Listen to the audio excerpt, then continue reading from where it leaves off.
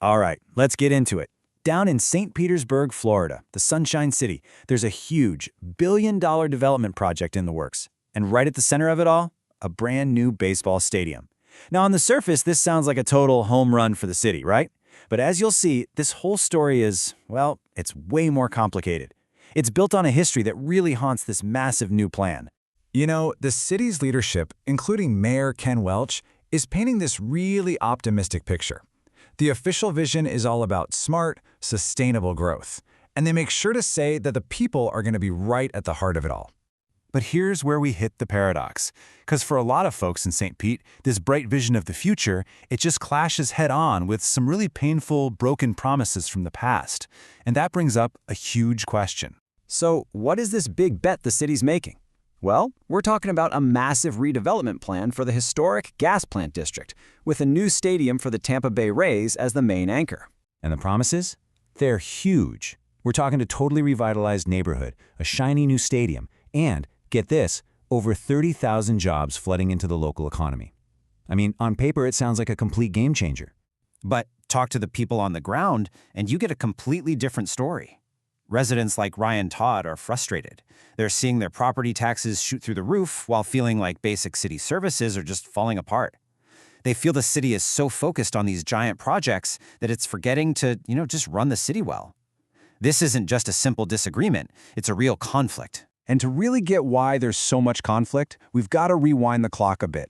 We have to go back to the very first, and maybe the most important, broken promise. And it's all about the very land this new stadium is supposed to be built on. See, you have to understand, the gas plant district, it wasn't just some empty patch of land. For almost 100 years, it was a vibrant, thriving Black community. And back in 1979, the city came in with a redevelopment plan promising jobs and new housing for the people who lived there. But just a few years later, that promise was tossed aside to build a baseball stadium instead. Just think about that number for a second. 285. That's how many buildings were bulldozed to make way for that first stadium. And we're not talking about just clearing out empty lots. This was the city physically wiping a community right off the map. And behind those 285 buildings, it was all about people. 500 families were forced out of their homes, 40 local businesses shuttered, 9 churches, the spiritual backbone of the neighborhood, uprooted. I mean, this was the entire heart of a community. And just like that, it was gone. When you hear from former residents like Rosalind Graham, you can feel that deep sense of betrayal. They were promised a better future. Instead, they lost everything. They feel like their homes and their livelihoods were taken, and they got absolutely nothing back. So you just have this stark contrast. The promise was jobs and housing for the people of the gas plant. The reality was a baseball stadium that kicked them out.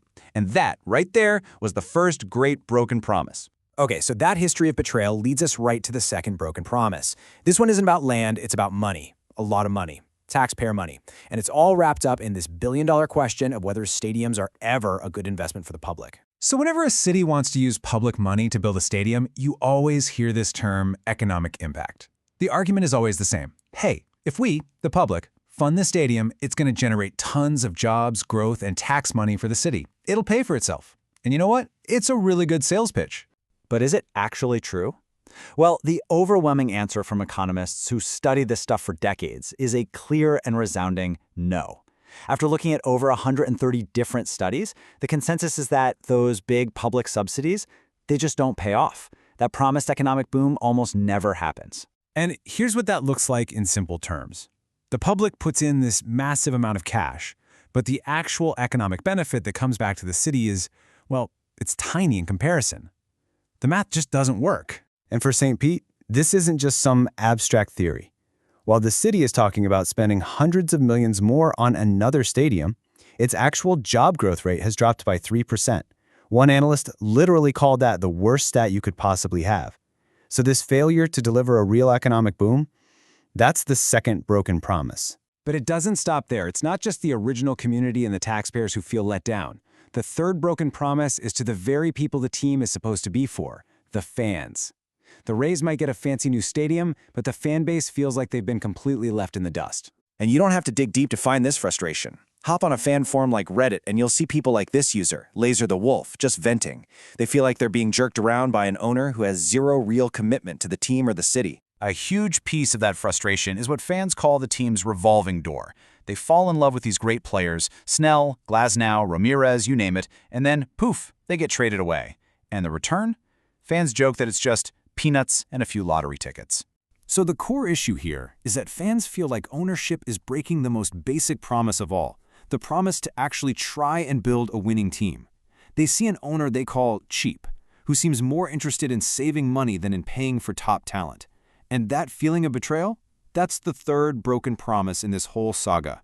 Which brings us right to the heart of it all, the St. Petersburg paradox. You've got a city trying to build this amazing, shiny future, but it's trying to build it on a foundation that's full of these deep, interconnected, and still very raw, broken promises. So let's connect the dots one more time. First, a promise to an entire community was broken. Then, a promise of an economic boom for taxpayers was broken. And finally, the promise of a truly committed team for the fans feels broken too. It's a chain of broken trust. And that is the central challenge. You see, the city knows it has this past to reckon with. It's created initiatives to build bridges and support racial equity. But how in the world do you build bridges when the very ground you're standing on is covered in the rubble of broken trust?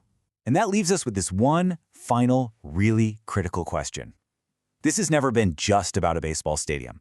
It's about whether any city, especially one like St. Pete, can really build a fair and equitable future for everyone without first going back and truly fixing the promises it broke along the way.